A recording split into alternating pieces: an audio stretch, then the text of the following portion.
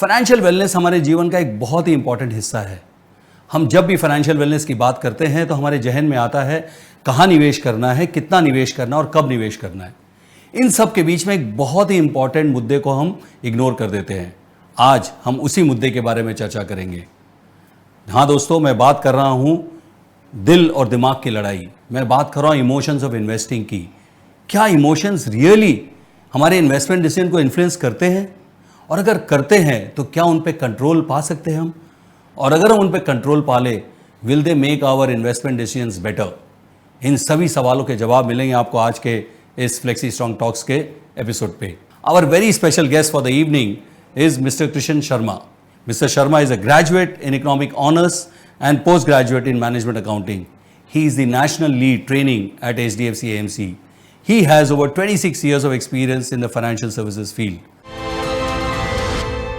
Thank you, Lokesh ji, for this wonderful forward. Yes, friends, जीवन में happiness. He has wished us healthy, wealthy and happy life. Life cannot be happy without good health and without good wealth. As we say in Hindi, पहला सुख निरोगी काया, दूजा सुख हाथ में माया. Health and wealth goes together friends. और दोनों को ही हासिल करने के लिए जो धैर्य चाहिए, दोनों को ही हासिल करने के लिए जो अनुशासन चाहिए, और दोनों को ही हासिल करने के लिए जो ट्रस्ट, फेथ, विश्वास चाहिए, वो बहुत ही एक जैसा नजर आता है. और आज यही हम समझने की कोशिश करते हैं, बिना किसी झिझक के, बिना किसी हेजिटेशन के. मैं आपसे ये कह सकता हूं कि अगर आप अपनी सेहत को अच्छा रख सकते हैं तो आप धन का निर्माण भी आसानी से कर सकते हैं. Principles remains the same. और एक और शब्द का इस्तेमाल किया था लोकेश ने, फ्रीडम. फ्रीडम और हैप्पीनेस का बहुत ही चोली दामन के साथ है. A bird in a golden cage is not happy. You give that bird food at the right time. बिना किसी कोशिश के उस पक्षी को खाना मिलता है. वो सोने के पिंजरे में कैद है, लेकिन कभी अगर पिंजरा खुला रह जाए तो वो फुर्र से उड़ जाता है, क्योंकि उसको आज़ादी प्यारी है, भले ही उसको भोजन के लिए मशक्कत करनी पड़े, मेहनत करनी पड़े. What is freedom? फ्रीडम जब हम बात करेंगे तो फाइनेंशियल फ्रीडम की बात करेंगे, फ्रीडम फ्रॉम फाइनेंशियल वरीज. लेकिन ये धन का निर्माण करना, वेल्थ क्रिएट करना, फाइनेंशियल फ्रीडम को प्राप्त करना, इसमें सबसे बड़ी चुनौती क्या है जानते हैं? इसमें सबसे बड़ी चुनौती है हमारे अपने मनोभाव, हमारे अपने इमोशंस, हमारा अपना बिहेवियर. इनफैक्ट एक व्यक्ति है जिसको कि हम सदैव स्मरण करते हैं, याद करते हैं, जिन्होंने धन का निर्माण इन्वेस्टमेंट करके किया. उनका नाम है वॉरेन बफेट. वॉरेन बफेट के गुरु थे बेंजामिन ग्राहम, जिन्होंने शायद दुनिया में किस तरह से निवेश करना चाहिए उसकी सबसे खूबसूरत किताब लिखी, जो बाइबल है, जो गीता है, जो कुरान है इन्वेस्टमेंट्स की, इंटेलिजेंट इन्वेस्टर. उसमें वो कहते हैं कि एक इन्वेस्टर का जो सबसे बड़ा दुश्मन है वो स्वयं है. The chief enemy of investor is he himself और हरसेल्फ. वो ऐसा क्यों कहते हैं दोस्तों? क्या है इन्वेस्टमेंट? क्या इन्वेस्टमेंट में हमें विजय प्राप्त करना है? कैसे हम एक कामयाब निवेशक बनेंगे? इसके लिए एक बहुत ही सरल तरीका है, और वो तरीका है स्वयं पर नियंत्रण रखना. आप जानते हैं क्यों? क्योंकि हमारे जीवन में उतार चढ़ाव आते हैं. ये उतार चढ़ाव हमें विचलित करते हैं. जब हम विचलित होते हैं तो अशांत होते हैं, और जब हम अशांत होते हैं तो निर्णय सही नहीं ले पाते हैं दोस्तों. निर्णय सदैव शांति की स्थिति में लिए जाते हैं, पर बाजार के उतार चढ़ाव हमें भयभीत करते हैं. बाजार के उतार चढ़ाव हमें वॉलेटाइल बना देते हैं, हमें विचलित करते हैं. तो हम कैसे करेंगे इसका सामना? दोस्तों, हिंदुस्तान बदल रहा है. मेरे पिता एक सरकारी नौकर थे, मेरी पत्नी भी एक सरकारी नौकर है, पर दोनों के वक्त में ज़मीन आसमान का फ़र्क है. मेरे पिता को गारंटीड पीएफ मिलता था, मेरी पत्नी को गारंटीड पीएफ नहीं मिलता है. मेरे पिता को पीएफ में गारंटीड इंटरेस्ट रेट मिलता था, मेरी पत्नी को नहीं मालूम कि जब वो रिटायर होगी तो उसके सरमाए में, उसके पीएफ में कितना पैसा होगा. ये फ़र्क क्यों है? क्योंकि 1991 के बाद में शनै शनै हिंदुस्तान एक सोशलिज्म बेस्ड इकोनॉमी से मार्केट बेस्ड इकोनॉमी बन रहा है, और यही चुनौती हमारे सामने है. This is the biggest challenge which we young Indians are facing. And what is the challenge? That economy has become market based. What does it mean? That most of our investments are subject to market volatility, are subject to market risk. लग गए वो दिन जब हमें guaranteed return मिला करते थे. क्या अभी भी गारंटेड रिटर्न मिलते हैं? जी हां, डिपॉजिट्स में मिलते हैं, पर उसमें भी उतार चढ़ाव आता है। डिपॉजिट की जो ब्याज दरें हैं वो लंबे समय तक एक जैसी नहीं रहती है। ब्याज दरें आरबीआई बार बार बदलता है, ब्याज दरें बाजार में बार बार बदली जाती हैं, पर उसमें दिक्कत क्या है? ये बदलाव दिक्कत नहीं है दोस्तों, दिक्कत ये है कि ये जो ब्याज दरें हैं ये कभी भी महंगाई से ज्यादा नहीं होती है और रियल रेट ऑफ रिटर्न आपको शून्य मिलता है। और अगर आप टैक्स दे दें तो आपका real rate of return negative हो जाता है। With negative real rate of return you cannot protect your purchasing power, and if you cannot protect the purchasing power of your savings, you cannot create wealth. तो ये तय है कि अगर आपको धन का निर्माण करना है तो मार्केट बेस्ड इन्वेस्टमेंट्स करने ही होंगे, और जैसे ही आप मार्केट बेस्ड इन्वेस्टमेंट्स करते हैं उतार चढ़ाव आते हैं, और जैसे ही उतार चढ़ाव आते हैं आप इमोशन से प्रभावित होते हैं। इमोशन का मतलब क्या होता है दोस्तों, ये समझना बहुत जरूरी है हमारे लिए। What is an emotion?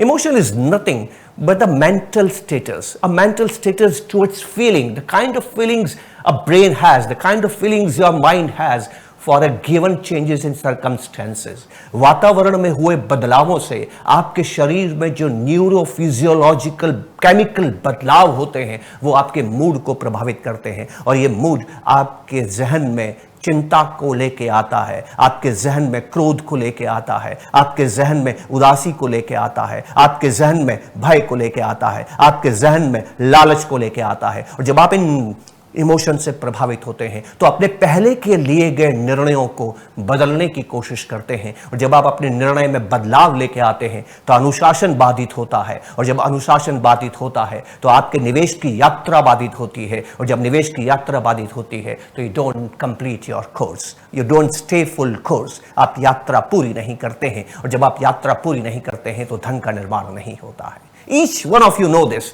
That if you talk of stock markets, मैं आपसे स्टॉक मार्केट्स की बात क्यों कर रहा हूं? क्योंकि यहां पर हम इन्वेस्टमेंट्स की बात कर रहे हैं, और इन्वेस्टमेंट्स का जो परम लक्ष्य है ना दोस्तों, वो वेल्थ क्रिएशन होता है। जब तक आप धन का निर्माण नहीं करते हैं तब तक आप आजादी का अनुभव नहीं करते हैं, फाइनेंशियल वित्तीय आजादी को अनुभव नहीं करते हैं। तो इन्वेस्टमेंट का पहला लक्ष्य होता है धन का निर्माण करना। और किसी भी राष्ट्र में चले जाएं, किसी भी देश में चले जाएं, यह अकाट्य है, बदला ही नहीं जा सकता। हर समाज में, हर राष्ट्र में, दीर्घकाल में, लॉन्ग टर्म में, the asset which has created wealth is equities. अगर मैं हिंदुस्तान की बात करता हूं, हिंदुस्तान का स्टॉक मार्केट 40 सालों से है। इन 40 सालों में जो स्टॉक मार्केट का रिटर्न है, सेंसेक्स का जो रिटर्न है, that is close to 16%, the return of gold is close to 10%, the return of FD is close to 8%, the return of the inflation is close to 7%। अगर आप 7% महंगाई के बाद में एफडी में जो पैसा कमाया उस पर टैक्स देते हैं, गोल्ड में जो पैसा कमाया उस पर टैक्स देते हैं, तो आपके पास जो बचता है रियल रिटर्न वो नेगेटिव हो जाता है। क्या मतलब हुआ? पैसा केवल एक चीज पे बनता है, धन केवल एक चीज पे बनता है। तो दिक्कत क्या है दोस्तों? ध्यान से मेरी बात समझिएगा, और जो बात मैं आपके सामने कहने जा रहा हूं ये दुनिया के हर राष्ट्र, हर समाज पे अक्षर सत्य साबित होती है। It is never failed, it is not wrong in any world in this any country in this world. And what is that? Very simple. Most of the investors always earn below average returns. Most of the investors in this world earn returns less than returns generated by their economy or the markets. क्या मतलब हुआ? बहुत ही साधारण लफ्जों में अगर मैं कहूं तो बाजार में जो रिटर्न आता है, इकोनॉमी में जो रिटर्न आता है, वो एक साधारण निवेशक को कभी प्राप्त नहीं होता है। मैंने अभी अभी आपसे कहा कि सेंसेक्स का रिटर्न 16% है। ऐसे कितने लोगों को आप जानते हैं, ऐसे कितने दोस्तों को आप जानते हैं, ऐसे कितने रिश्तेदारों को आप जानते हैं, ऐसे कितने सहभागियों को आप जानते हैं जिन्होंने पिछले 40 साल के अंदर 16% रिटर्न को प्राप्त किया है? दोस्तों, हर देश में ऐसा ही हुआ है। मैं आपको अमेरिका लेके चलता हूं। मैं उस मुल्क में आपको क्यों लेके जा रहा हूं? क्योंकि वो मुल्क डेटा को बहुत ही प्यार करता है। हर बात का उनके पास डेटा है, हर बात का उनके पास आंकड़ा है। तो यूएस का आंकड़ा हमें ये बताता है कि ज्यादातर यूएस सिटीजन्स जो कि स्टॉक मार्केट में इन्वेस्ट करते हैं, जो कि बॉन्ड मार्केट में निवेश करते हैं, जो कि बिलियन मार्केट में निवेश करते हैं, उनका जो रिटर्न है इन मार्केट्स के दिए गए रिटर्न से कम होता है। और ये बहुत बड़ी पहेली थी अमेरिका के अंदर कि ऐसा क्यों होता है। इसका कारण क्या है कि लोगों का जो रिटर्न है वो मार्केट के रिटर्न से कम होता है। ये बहुत बड़ा उनके लिए चुनौती थी, और इस पे वहां पर शोध होते रहे। एक फर्म है जिसका नाम है डालबर एसोसिएट्स। मैं आपको एक गृह कार्य देता हूं, take this homework from my end, visit internet, search in the Google about Dalbar Associates. This is the firm which is doing research for the last 3 decades, और वो हमें बताता है कि ज्यादातर अमेरिकन इन्वेस्टर्स का जो रिटर्न है वो बाजार के रिटर्न से कम है। लेकिन ये तो इंफॉर्मेशन मिल गई, सवाल यह है कि हमारा जो रिटर्न है वो मार्केट के रिटर्न से कम क्यों होता है। सेंसेक्स ने जो रिटर्न दिया है, निफ्टी ने जो रिटर्न दिया है, ज्यादातर इन्वेस्टर्स ने वो रिटर्न प्राप्त क्यों नहीं किया है, यही तो चुनौती है दोस्तों। और इस पर शोध होता रहा। एक व्यक्ति आया जिसका नाम था Daryl kahneman, and he is called father of behavioral economics। behavior मतलब emotions, right?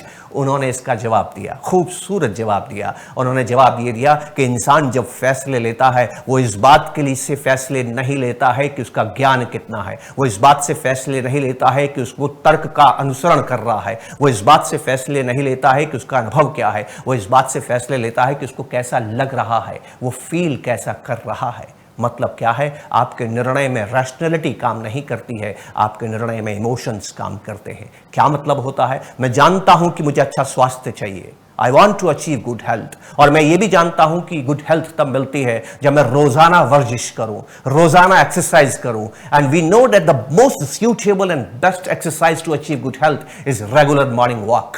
अब आप समझिए दोस्तों, दुनिया में सभी लोग जानते हैं कि उनको हेल्थ चाहिए, दुनिया में सभी लोग जानते हैं कि मॉर्निंग वॉक से अच्छी हेल्थ मिलती है। कितने लोग मॉर्निंग वॉक के लिए जाते हैं? जब हम रात को अलार्म क्लॉक पे अलार्म लगाते हैं कि सुबह मुझे उठना है, मोबाइल पे अलार्म लगाते हैं कि सुबह मुझे 5 बजे उठना है और 5 किलोमीटर मॉर्निंग वॉक के लिए जाना है, ये आपका दिमाग काम कर रहा है, आपका मस्तिष्क काम कर रहा है, आपका ज्ञान काम कर रहा है। मोबाइल में अलार्म लगा के आप सो गए, सुबह 5 बजे अलार्म बजता है, आप उठते हैं, तब आपकी इंद्रियां काम करती है, तब आपका दिमाग काम नहीं करता है। क्या सोने में आनंद है कि टहलने में आनंद है? और आपकी इंद्रियां जो सेंसरी ऑर्गन्स है, ये आपसे कहती है सोने में जो मजा है ना, वो मॉर्निंग वॉक में नहीं है। तो आप सोने वापिस चले जाते हैं, अलार्म को ऑफ कर देते हैं, और ज्यादा तो लोग मॉर्निंग वॉक पे नहीं जाते। आप क्यों नहीं गए मॉर्निंग वॉक पे? क्योंकि आपने प्लेजर को अपनाया और पेन को अवॉइड किया। What are emotions? Emotions always motivate you. Emotions always impact you. Emotions always influence you to avoid pain and accept pleasure.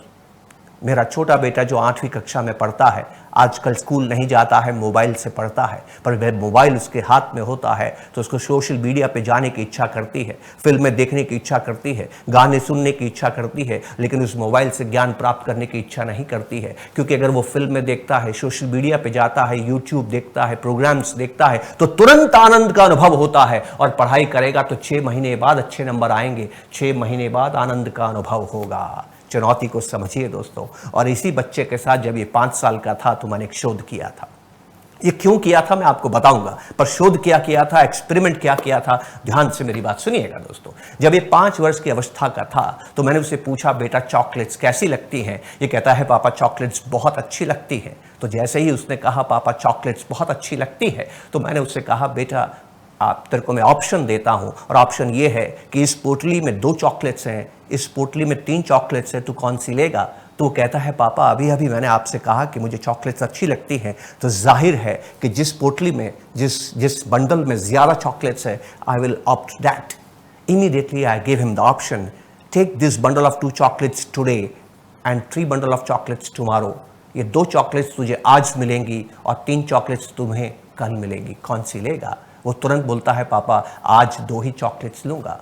ध्यान से समझिए, इन human beings are contextual, they have a tendency of preference reversal. What is preference reversal? When I asked him first, do you love chocolates? He said yes. Do you want more or less? He said, I want more because I love chocolates. And the moment I told him take 2 chocolates today and 3 tomorrow, he opted less chocolates today. समझ रहे हैं आप बात? क्योंकि आज उसको 2 chocolates मिलती है तो तुरंत आनंद का अनुभव होता है। 3 चॉकलेट्स भले ही ज्यादा हो, आनंद कल मिलेगा, 24 घंटे के बाद मिलेगा। 24 घंटे का वो पेन उठाना नहीं चाहता, 24 घंटे को आनंद से दूर रहना नहीं चाहता, 24 घंटे की तकलीफ वो झेलना नहीं चाहता। और दूसरा, उसमें फेथ नहीं है, अपने पिता पे फेथ नहीं है। उसको लग रहा है उसका बाप आज तो चॉकलेट देगा, कल दे या न दे। यस, कल किसने देखा? और जब आप इन्वेस्टमेंट्स करते हैं ना, तो कल को बेहतर बनाने के लिए करते हैं। इन्वेस्टर के मन में ये हमेशा चुनौती रहती है, कल किसने देखा, और उसका जो फेथ है वो डगमगाता रहता है, उसका विश्वास डगमगाता रहता है, वो तुरंत आनंद को अनुभव करना चाहता है। That is called instant gratification. और इंस्टेंट ग्रेटिफिकेशन की वजह से जब भी बाजार में उतार चढ़ाव आते हैं और जब बाजार गिरने लगता है तो वो भयभीत होता है और अपने निर्णय को बदल देता है और यात्रा अधूरी छोड़ देता है। अब वो यात्रा अधूरी क्यों छोड़ता है, आइए दोस्तों इस बात को समझने की हम कोशिश करते हैं। और ये न्यूरोलॉजिकल डॉक्टर्स ने हमारी मदद की है। जब डेरिल काहनेमैन ने पता किया कि इन्वेस्टर्स क्यों कामयाब नहीं हो पाते हैं, तो उन्होंने एक अद्भुत शोध किया और उन्होंने पता किया कि हम नुकसान से ज्यादा डरते हैं। हम जितना नुकसान से डरते हैं उतना फायदे से मोहब्बत नहीं करते हैं। निवेश में या तो फायदा होता है या नुकसान होता है, तो हमारी मोहब्बत जो फायदे के साथ में है उसमें उतनी जुम्बिश नहीं, उसमें उतनी कशिश नहीं, उसमें उतनी ताकत नहीं जितना भय हमें नुकसान से लगता है। ऐसा क्यों है? तो न्यूरोलॉजिकल डॉक्टर्स ने हमें समझाया कि ऐसा क्यों है। वो कहते हैं किसी व्यक्ति को जब अपने निवेश में नुकसान होता है, उसकी आमदनी में नुकसान होता है, उसके पैसे में नुकसान होता है, उसके धन में नुकसान होता है ना दोस्तों, तो दिमाग के अंदर ये जो दिमाग का जो हिस्सा इस बात का एनालिसिस करता है, the part of the brain which process this information that you are losing money, that part of the brain is the same part that process the mortal danger. मतलब आपके प्राण जाने पर आप जितने भयभीत होते हैं, दिमाग का जो हिस्सा आपके प्राणों के खतरे को आकलित करता है, अनुभव करता है, एनालाइज करता है, दिमाग का वही हिस्सा इस बात को आकलन करता है कि आपको पैसे में नुकसान हो रहा है। What does it mean? It means that your brain treats your money equal to your life. आप पैसे को उतना ही महत्व देते हैं दोस्तों जितना आप अपने जीवन को महत्व देते हैं। पर ऐसा क्यों है? इंसान लाखों सालों से दुनिया में है और ये लाखों सालों से इंसान कामयाब है। क्यों कामयाब है? क्योंकि उसका जो दिमाग है उसने इस चीज को सीख लिया है, जब खतरा आए तो भाग जाओ, खतरे का सामना न करो। खतरे का सामना करोगे तो प्राण चले जाएंगे, और इसीलिए इंसान आज तक जिंदा है, उसने खतरे से अपने को बचा के रखा है। पर दोस्तों, प्राण जब एक बार जाते हैं तो दोबारा नहीं आते। पर पैसे में जब नुकसान होता है तो बाद में फायदा भी हो सकता है। पैसा चला गया इसका यह मतलब नहीं कि दोबारा नहीं आएगा, प्राण चला गया तो जरूर इसका मतलब है कि दोबारा नहीं आएंगे। और क्योंकि पैसा प्राणों को कि जैसे ही पैसे को प्यार करता है इंसान, वही प्रिंसिपल्स पैसे के साथ लगाता है कि मेरे पैसे चले गए तो मेरी जान चली जाएगी। इसीलिए इन्वेस्टमेंट्स में हम धोखा खा जाते हैं, इन्वेस्टमेंट्स में हम गलत निर्णय लेते हैं। डेरिल काहनेमैन हमें ये सलाह देते हैं कि जब पैसे की बात आए तो अपने आप को सिखाओ, ये प्राणों जितने प्यारे नहीं हैं, ये जाते हैं तो वापस भी आते हैं। उतार चढ़ाव को एक्सेप्ट करें, उतार चढ़ाव को स्वीकार करें, और जो व्यक्ति बाजार के उतार चढ़ाव को स्वीकार करता है वो कामयाब निवेशक बनता है। अब ये उतार चढ़ाव को स्वीकार करने का तरीका क्या है दोस्तों? बहुत ध्यान से इस बात को सुनिएगा। हिंदुस्तान की जो सनातन संस्कृति है, जो हिंदुस्तान का जो 5000 साल का इतिहास है, जो हिंदुस्तान का 5000 साल का ज्ञान है, अगर आप उसको ध्यान से देखें तो हम अपने घरों में कभी भी कोई उत्सव मनाते हैं, चाहे विवाह बहुत बड़ा उत्सव होता है हिंदुस्तान में। जब कोई व्यक्ति विवाह करता है तो विवाह एक संस्कार है, एक यज्ञ की वेदी पर 7 फेरे लेके व्यक्ति विवाह करता है और उसको हम विवाह संस्कार कहते हैं। पर आपने ध्यान से अगर अनुभव किया है तो देखा होगा, शादी से एक दिन पहले घर में एक दूसरा यज्ञ होता है जिसको शांति यज्ञ कहते हैं, जिसको शांति पाठ कहते हैं, और उसमें शांति मंत्र का उच्चारण किया जाता है। क्यों? क्योंकि विवाह समृद्धि का द्योतक है। तो उसके पहले ये शांति मंत्र क्यों बोला जाता है? शास्त्र हमारा ये कहता है कि शाश्वत समृद्धि, हमेशा के लिए वेल्थ आपके पास तब रहती है जब चित्त शांत रहता है। जब आप शांत रहते हैं, आपके इमोशंस, आपके भाव आपके नियंत्रण में रहते हैं, और जब आपके भाव आपके नियंत्रण में रहते हैं तो आप सही निर्णय लेते हैं। तो निवेश में आपको क्या करना है? अपने भावों को काबू में रखने के लिए आपको क्या करना है? हर निवेश में 4 चीजें आप प्राप्त करने की कोशिश करते हैं। पहली चीज होती है सेफ्टी, आप अपने जीवन को सुरक्षित करना चाहते हैं। दूसरी चीज होती है liquidity. Whenever you invest money, you want that whenever you need money you can get back your money, and that is called liquidity. The third thing is return, why you are investing to generate returns, and the fourth you want is tax benefits. अगर आपको किसी investment से ये एक साथ मिल जाता है तो आप बहुत शांत हो जाते हैं। पर दोस्तों दुनिया का कोई भी एक इन्वेस्टमेंट नहीं है जो आपको ये चारों चीज़ें दे सकता है। बॉन्ड आपको सेफ्टी दे सकता है, लिक्विडिटी दे सकता है, रिटर्न नहीं दे सकता। टैक्स में बेनिफिट भी उतने अच्छे नहीं हैं जितने इक्विटीज में है। इक्विटी आपको लॉन्ग टर्म में रिटर्न्स दे सकता है, शॉर्ट टर्म में वोलेटिलिटी देता है, टैक्स बेनिफिट देता है, लिक्विडिटी देता है। तो आपको करना क्या है, आपको इक्विटीज और बॉन्ड्स के बीच में संतुलन बैठाना है। और जब आप ये संतुलन बैठाते हैं तब जाके आप अनुभव करते हैं कि आप में शांति है, और जब आप में शांति है तब आप यात्रा पूरी करते हैं। मैं हिंदुस्तान के 40 साल के मार्केट का इतिहास का एक सबसे बुरा पक्ष आपको बताना चाहता हूं। As Lokesh ji has told you that I from a mutual fund industry, तो म्यूचुअल फंड इंडस्ट्री का जो एसोसिएशन है that is called AMFI। AMFI का एक रिकॉर्ड एक डेटा आपको मैं बताना चाहता हूँ। ये 2017 का डेटा है जो मैंने देखा, उसके बाद मेरे को उपलब्ध नहीं हो पाया, थोड़ा पुराना है लेकिन फिर भी आपको दिखाना चाहता हूँ। वो डेटा हमें ये बताता है कि इक्विटी म्यूचुअल फंड्स में जितने भी इन्वेस्टर्स निवेश करते हैं ना, उसमें से 6 या 7% इन्वेस्टर्स पहले ही महीने में पैसा निकाल लेते हैं। 9.5% इन्वेस्टर्स 1 से 3 महीने में पैसा निकाल लेते हैं। 15% इन्वेस्टर्स 3 से 6 महीने में पैसा निकाल लेते हैं, और 18% इन्वेस्टर्स 6 से 12 महीने में पैसा निकाल लेते हैं। अगर आप चारों को जोड़ते हैं तो आप क्या देखते हैं, करीब 50% इन्वेस्टर्स इक्विटी इन्वेस्टमेंट के पहले ही साल में अपना पैसा ये तो निकाल लेते हैं या SIP को रोक देते हैं। तो बताइए पैसा कैसे बनेगा। इसलिए आपको लोग नहीं मिलते हैं जो कि इस बाजार में जो रिटर्न आता है उसको प्राप्त कर पाते हैं। तो इन लोगों ने जो इन्वेस्टमेंट किया था उससे विमुख क्यों हो गए? इन लोगों ने जो इन्वेस्टमेंट किया था वो यात्रा पूरी क्यों नहीं की? क्योंकि भावना के अधीन आए। और ये भावना के अधीन क्यों आए? क्योंकि बाजार में उतार चढ़ाव हुआ। इस उतार चढ़ाव को आप कैसे काबू में करते हैं, आज हम इस पे चर्चा कर रहे हैं। और इसको चर्चा करने के लिए हम थोड़ा प्रश्नोत्तरी का मदद लेंगे, और मैं लोकेश जी से निवेदन करूंगा कि हम थोड़ा प्रश्नों के जरिए इस बात को समझने की कोशिश करते हैं। पर सर्वप्रथम मैं आपको एक प्रॉस्पेक्ट थ्योरी के बारे में बताना चाहता हूँ। बहुत ही इंटरेस्टिंग थ्योरी है और जिसके लिए डैनियल kahneman साहब को नोबेल प्राइज मिला। मैं आपके सामने 2 स्थितियाँ रखता हूँ, ध्यान से आप मेरी बात सुनिएगा। मैं कल्पना करें कि मैं आपको 1000 रुपये देता हूँ, ठीक है, कल्पना करें कि मैं आपको 1000 रुपये देता हूँ। अब आपके पास 1000 रुपये हैं, पर ये 1000 रुपये आपको तभी मिलेंगे जब मैं आपको 2 विकल्प देता हूँ। और ये 2 विकल्प क्या हैं? पहला विकल्प ये है कि आपको 500 रुपये और दिए जाएंगे। ये सर्टेन है, ये गारंटीड है, ये श्योर है कि आपको 500 रुपये और दिए जाएंगे। आपके पास कितने रुपये हो गए? 1500 रुपये हो गए। ये पहला विकल्प। दूसरा विकल्प ये है कि मैं एक सिक्का उछालूंगा, सिक्के में या तो हेड आ सकता है या टेल आ सकता है। हेड आने की संभावना 50%, टेल आने की संभावना 50%। आप क्या लेंगे? राइट?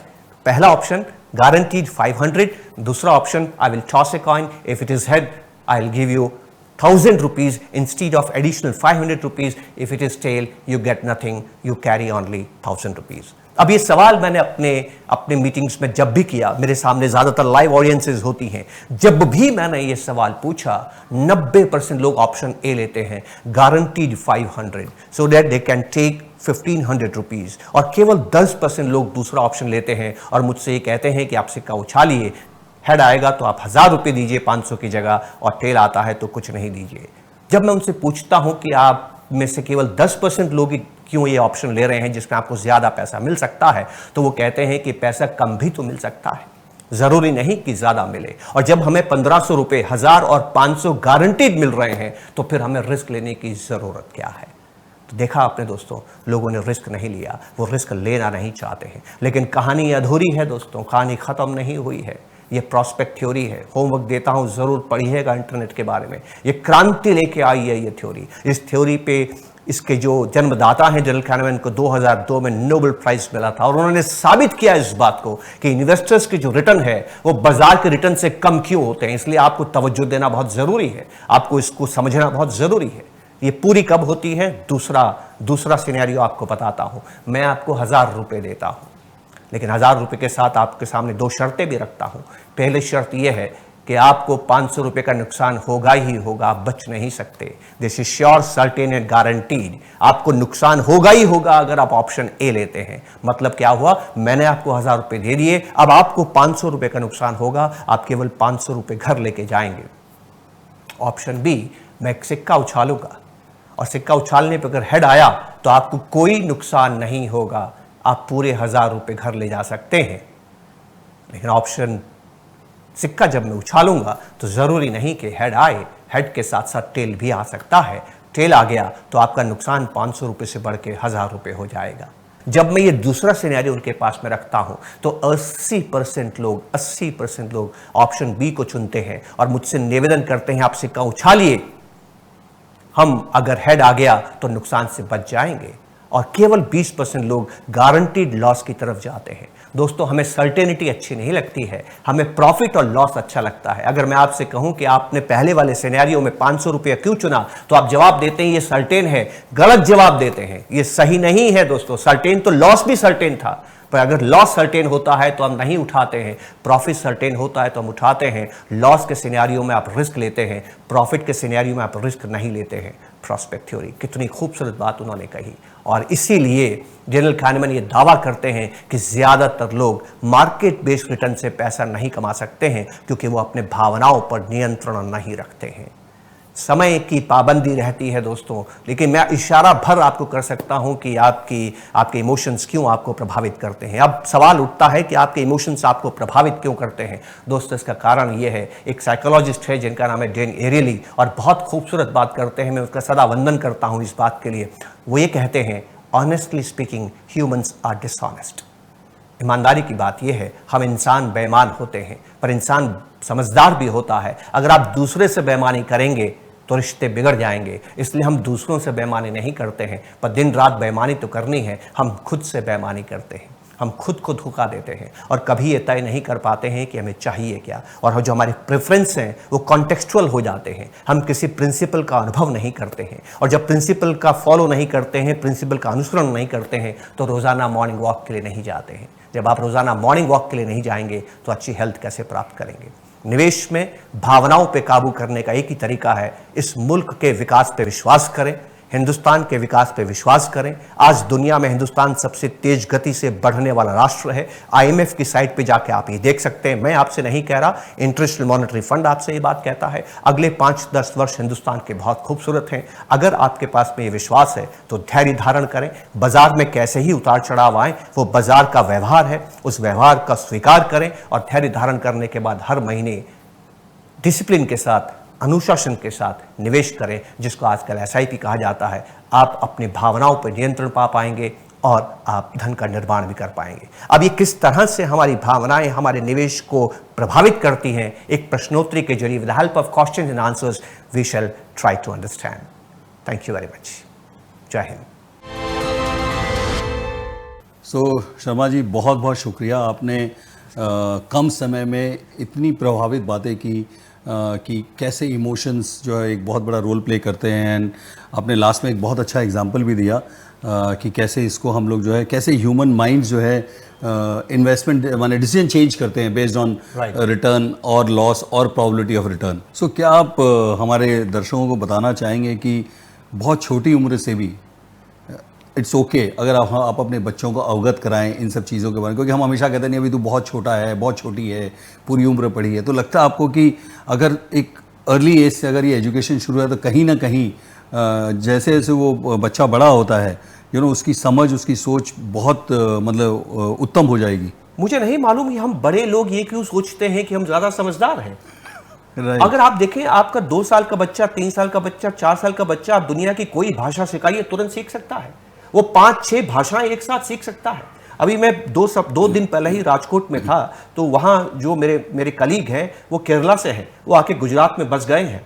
ठीक है, तो क्योंकि केरला से है तो उनके माता पिता मलयालम बोलते हैं, तो उनकी बच्ची जो 7 साल की है वो मलयालम जानती है।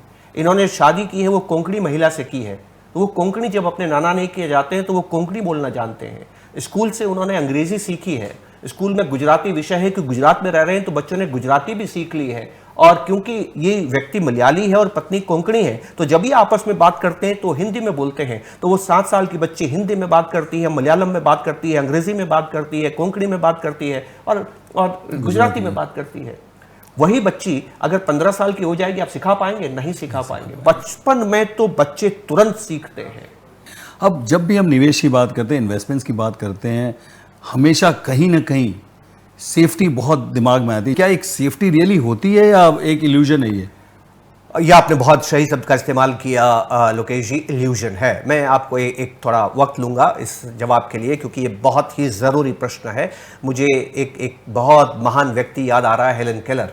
और हेलन केलर जो 2 वर्ष की अवस्था की थी लोकेश जी, उनकी 3 शक्तियाँ समाप्त हो गई। ना वो देख सकती थी, ना वो बोल सकती थी, ना वो सुन सकती थी। अब 2 साल का बच्चा जो ना देख सकता है, ना सुन सकता है और ना बोल सकता है, क्या आप उसको ABCD की वर्णमाला सिखा सकते हैं?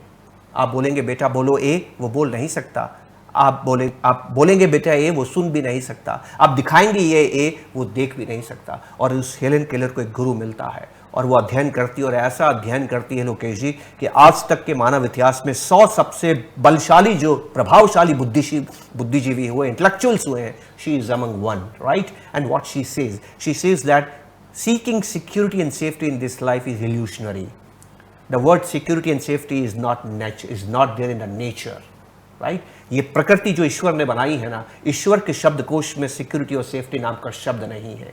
तो जो शब्द ईश्वर की डिक्शनरी में नहीं है, अगर आपको चाहिए तो आपको गढ़ना पड़ेगा। It's not available. और यही मैंने जिक्र किया था अपनी चर्चा में कि इन्वेस्टमेंट को अगर सेफ करना है तो आपको सेफ्टी के साथ साथ रिटर्न, लिक्विडिटी, टैक्सेशन, चारों चीज़ों को ध्यान में रखना पड़ेगा। और खतरा क्या होता है? खतरा एक जैसा नहीं होता है, खतरे 2 तरह के होते हैं। मेरा बच्चा जब 3 साल का हुआ, जब वो स्कूल गया ना लोकेश जी, सप्ताह भर बाद तक तो ठीक ठाक चलता रहा। वो 12 बजे आ जाता था वैन, लेकिन एक दिन वैन 12:15 बजे तक नहीं आई। मेरी पत्नी के मन में काटो तो खून नहीं। उसने मुझे फ़ोन कर दिया, आप घर आ जाइए। मैंने कहा क्यों? कि 15 मिनट हो गए हैं, बच्चा अभी तक नहीं आया है। मेरे मन में बुरे विचार आ रहे हैं। उस वक्त मेरे मन में ख्याल आया कि मेरी पत्नी के मन में बुरे विचार क्यों आ रहे हैं, अच्छे विचार क्यों नहीं आ रहे? वो ये क्यों सोचती है इस कारण से लेट हो गया होगा कि प्रिंसिपल के साथ बात हो रही होगी, वो ये सोचती है कि एक्सीडेंट हो गया होगा, वो ये सोचती है कि बच्चा खो गया होगा। बुरे ख्याल क्यों आते हैं? क्योंकि उन घटनाओं, उस दुर्घटना के होने की संभावना है। तो फिर मैंने सोचा कि मैंने अपने बच्चे को खतरे में क्यों डाला। आप जानते हैं लोकेश जी क्यों खतरे में डाला? क्योंकि मैं बच्चे के जीवन की रक्षा के साथ साथ उसके सफल जीवन की रक्षा भी करना चाहता हूं। You don't want life, you want life which is successful, right? आप अपने बच्चे को कामयाब कैसे बनाते हैं? जब वो ज्ञान प्राप्त करता है, उसके ज्ञान प्राप्त करने के लिए जोखिम भी उठाते हैं, विदेश भी पढ़ने के लिए भेजते हैं। इसी तरह से निवेश में भी खतरा ऑफ रिस्क ऑफ प्रिंसिपल भी होता है, पर रिस्क ऑफ परचेजिंग पावर भी होता है। बहुत ज्यादा अगर आप रिस्क ऑफ प्रिंसिपल का ध्यान रखेंगे तो रिस्क ऑफ परचेजिंग पावर बढ़ जाएगा। इसलिए लोकेश जी, केवल डिपॉजिट करने वाला, केवल FD करने वाला, केवल बॉन्ड करने वाला कभी धन का निर्माण नहीं करता है।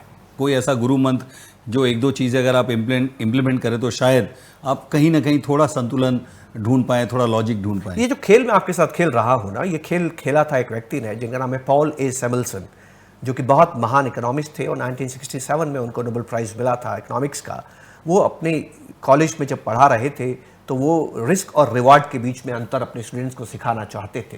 तो जब उन्होंने पूछा कि मैं एक खेल खेलता हूँ, सिक्का उछालूंगा, 200 रुपये आपको दूंगा और 100 रुपये आपसे लूँगा, तो क्या आप ये खेल खेलेंगे? तो एक लड़का खड़ा होकर बोलता है, सर ये खेल मैं ज़रूर खेलूँगा। प्रोफेसर नाराज़ हो गए कि क्या तुम नहीं देख रहे हो कि इसमें 50% रिस्क है? और उसने कहा कि मेरी एक शर्त है प्रोफेसर साहब, अगर आप ये 100 बार मेरे साथ खेलें। तो 100 बार खेलने पर क्या होगा? ध्यान से समझिएगा। And this is called understanding probabilities. Investment में जो सबसे ज़रूरी चीज़ है ना लोकेश जी, वो है अंडरस्टैंडिंग प्रोबेबिलिटीज। वो बच्चा क्या सिखाता है? प्रोफेसर को सिखा रहा है बच्चा, वो क्या सिखाता है कि हेड और टेल की संभावना कितनी है? 50%। जब आप 100 बार ये खेल खेलेंगे तो 50 बार तो हेड आएगा, और 50 बार आप मुझे 200 रुपये देंगे, मुझे 10,000 रुपये मिले, राइट? और 50 बार टेल आएगा, मैं आपको 100 रुपये दूंगा, मैंने आपको 5,000 रुपये दिए, मैंने 5,000 रुपये कमाए। तो ये खेल इन्वेस्टमेंट हो गया। एक बार खेलूंगा तो गैम्बलिंग है, 100 बार खेलूंगा तो इन्वेस्टमेंट है। इन्वेस्टमेंट बार बार किया जाता है, हर बार किया जाता है। इस बाजार को हराने का एक ही तरीका है, बाजार से सालों साल जुड़े रहिए और निवेश लगातार करते रहिए। प्रोबेबिलिटी तब सेट होती है जब संख्या ज्यादा होती है। एक सवाल अभय सिंह जी का है कि अगर मैं SIP करूं इक्विटी और बॉन्ड दोनों में, कैसे डिसाइड करूं कि इक्विटी में करना है कि बॉन्ड में करना है? अरे बहुत खूबसूरत बात कही। देखिए, मेरे घर में क्या हुआ लोकेश जी, मैं बचपन से बहुत बातें सीखी हैं मैंने, ठीक है। आप जानते हैं कि सन 1980s की 70s 80s में इंडिया की GDP बहुत कम थी, हमारी आमदनी बहुत कम थी। तो पिता की जो पगार है, जो सैलरी है, वो 20, 22, 25 तारीख तक आके हाफने लगती थी। तो और पिता के अंदर एक गर्व था, एक घमंड था, एक अभिमान था कि वो घर में ब्रेड अर्नर है तो परिवार को वही चलाते हैं, तो वो पैसे का मैनेजमेंट भी वही करेंगे, तो वो कमाई करके लाते थे और घर चलाते थे। एक बार मेरी माँ ने उनसे निवेदन किया, आप तनख्वाह मुझे दे दीजिए, मुझे घर चलाने दीजिए।